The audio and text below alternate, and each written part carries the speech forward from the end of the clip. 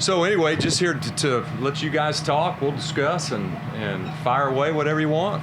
How difficult is it going to be to implement this new kickoff rule with the players, giving them the understanding of what has to happen from your perspective? Yeah, sure. I think that's why we're excited to be here to see those live reps, right? Because it's going to be new for everybody.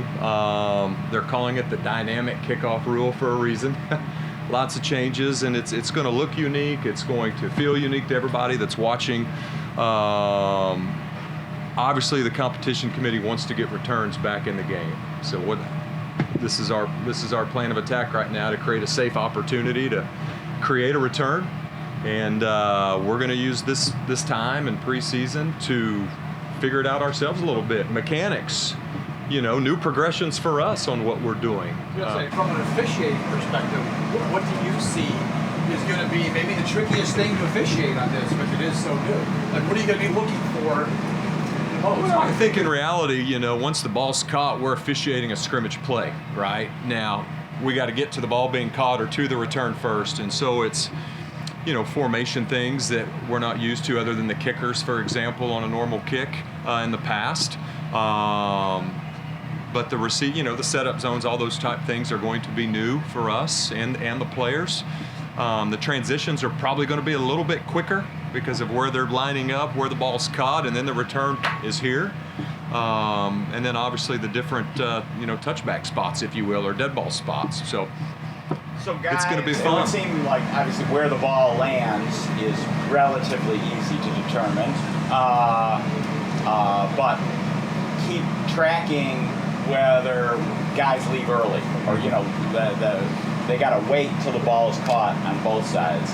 So do you have how's that broken up on the officiating side with so obviously who determines on paper, right? We're not supposed to be moving until the ball is touched or hits the ground in the zone. So that's nothing that we want to be focusing on. It's got to jump out to us, right? They're trying to get a return back in this game, and so we're not going to be looking at is his foot a half inch off the ground, or it's got to jump out to us.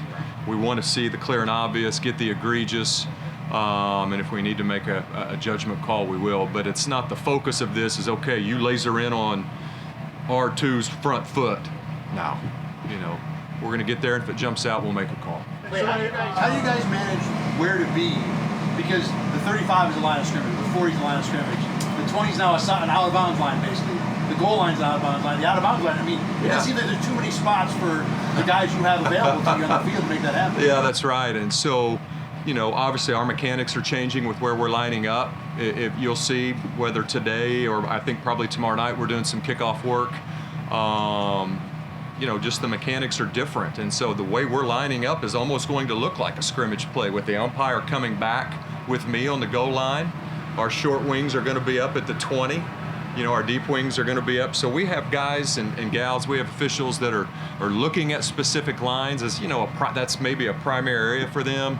But again, seeking out, is a toe 2 inches from the front line, or is the foot up, this much? It's not going to be our plan of attack.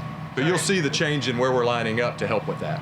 Could you, sorry I don't remember this, but like the old way, there were wedges and rules on, how many people blocking in a wedge. What are the rules as far as the return team, double team blocks? Yeah. So real no changes there. So those guys that are in the setup zone can still legally double team block. Okay. But, typically we're anticipating two guys being deep.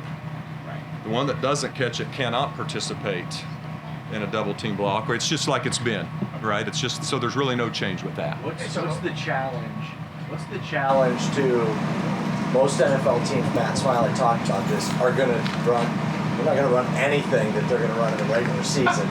You guys might not see what they're going to do in the regular season until it happens. Yeah, that's a great question. We talked about that yesterday a little bit in our meeting, and we know that the preseason, and at least if we're guessing, is going to be pretty vanilla. Everybody's going to line up in a nice, timely fashion, and we're going to get everybody set up, and we're going to blow it in. We're going to kick. We're going to get a return.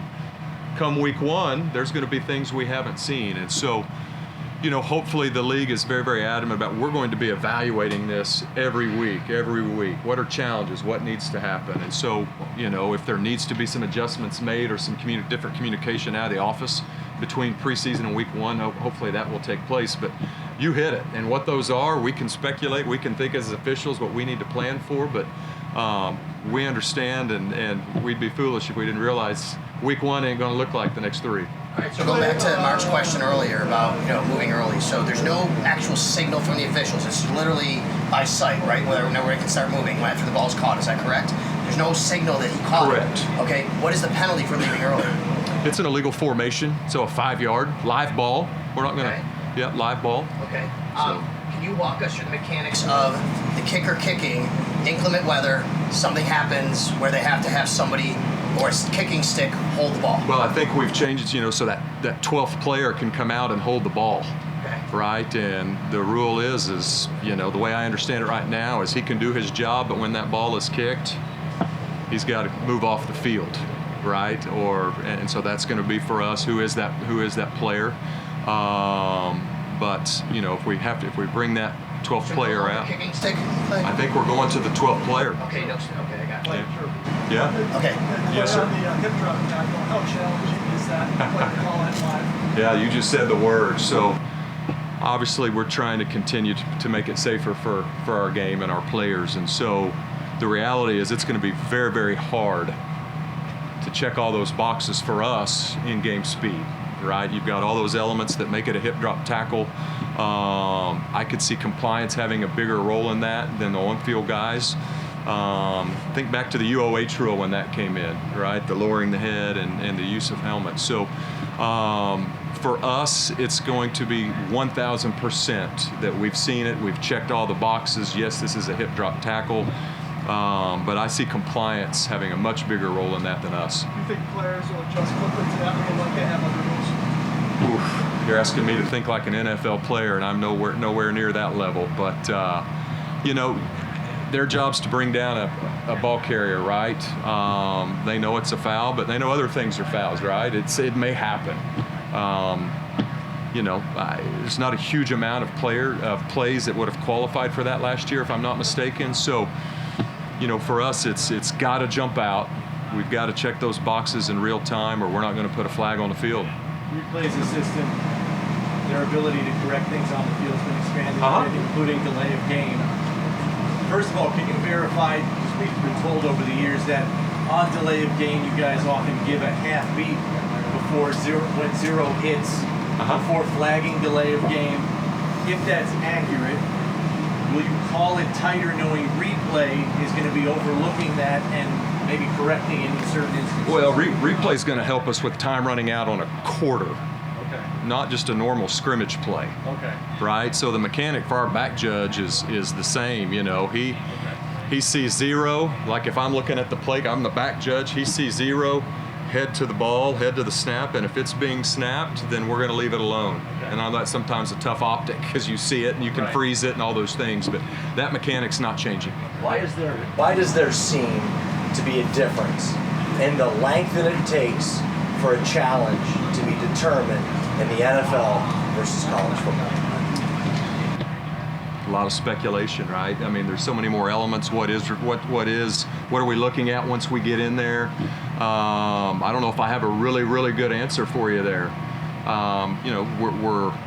We're getting over there. What are the elements we're looking at? Are there any time corrections? Hash, ball location, all those things. So hopefully we're doing it in a way that plays well, right? We want it to play well. That's part of our job. It's part of, as a crew chief, what we want to do is how does this game present to everybody watching it? And, we'll continue to get better in that area. Two rule change clarifications if you could help us with a little bit. Number one, something with intentional grounding maybe, a replay involved. Is there something going on there that you guys, I know there was some speculation on what would happen. Maybe I'm wrong. Is there something with intentional grounding that's changed a little bit here?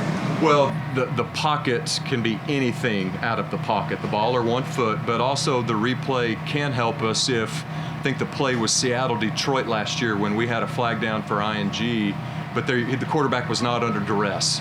So replay can now come down and say, man, it's 2 yards, I think, is our point of demarcation. So they can come down and say, hey, We're thinking about duress. He wasn't under duress.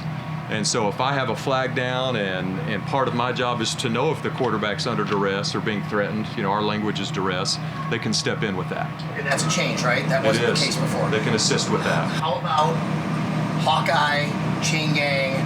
What's happening on first downs and markers? Or a change going on there? Yeah, so what we just heard yesterday, right now, that visual where we're all going to, like think of the tennis match where you're looking to see if it's business as usual right now with chains because not every stadium is set up for that. So right now it's business as usual with we're spotting it. If we need to measure, we'll measure, etc. Clay, what is reviewable or challengeable with the new kickoff rule? Well, let's, if where the ball they're touching is always touching of a line with all the different zones. Did the ball hit it, at that 20-yard line, right? The landing zone. If that receiver may not, is it going to hit short or not? They can come down and say, hey, that ball hit at the 21. We have a problem. So not a lot of changes, other, touching of lines, touching in general. But now that we have those different lines, they can help us with that. And with that rule, the rule with the going out of bounds, where a guy can basically have 1 foot out of bounds, reach into the field of play, and deem that ball no out of change bounds. there. In other words, you can stand in the 21, reach over, grab the ball in the 19 before it drops in, and that would be short of the kick zone? They can't move up there right beyond the 20 until a certain, but they could straddle the line, right, and maybe create something. Okay. So if it's like the goal line, if any part of the ball hits the 20, it hit the landing zone. there you go. Okay. And then going back to Chris's question on the play clock running out, I get the process. 0, is it snapped or not? So there's naturally a fraction of a second. Yes, sir. But so is that reviewable now? And would the review booth isn't going to look at it and say, oh, okay, no. Just into the quarter. Just the end of the quarter. Gotcha. Snap gets clock goes to 0, and the game clock goes to 0, and then we snap it and kick a field goal. Right. No, we're coming down. The clock expired. When can returners move then, Clay? If you're a returner, do you have to have 2? You don't have to. You have to have 2 in the landing zone? In the landing zone, You 2 do returners. not have to have 2. You can have you can 1? move one up, and that just means there have to be more on the line if you do that. So in the landing zone, I know the guys up front can't move until the ball is caught. They can move. They can move when the ball's kicked? To kind Just of go to can't where pass the 20. Yeah. Okay. And then with respect to the return team, they have to have at least 7 on the 30, right? 35. That front 35. foot on the 35. Okay, and then if they only choose to have 1 returner, are you saying they need to have 8 Right. on that? Okay. You got to add. If they have 10, it goes to 9 or goes to 8. So, right. And then onside kicks have to be down, not tied, in the 4th quarter, and can only do twice. Do you have unlimited? I haven't heard the twice. Okay. Yeah, you just got to be losing 4th quarter. We have to announce it because then it changes the lineups and those things. It goes back to regular onside You rules got it. for the last few No years that we've had changes. with all that, right? Yes, sir. Okay. No Okay, change. I know the rule is different, the kickoff rule. Are you guys watching the XFL stuff at all to get any sort of idea how to officiate this? That has been some of the teaching in our clinics. Because that's really the video we have. So right now some of us were able to work some OTAs, but still it's different pace, a lot of installs for them too. So anxious for camp this week to get some more full speed and beyond. But without a doubt, that's been some of the video teaching we've received. The 9 guys, just to check, the 9 guys on the kickoff return zone for the kickoff return team, the ball is kicked. They still can't move until it's touched. Or hits the ground. Or hits the ground. Or hits right. the ground. Yeah, in the landing zone. Gotcha. I got one more time. I'll ask you. Okay. Thank you. Yeah, thanks guys. Thank you. You bet. Thank you.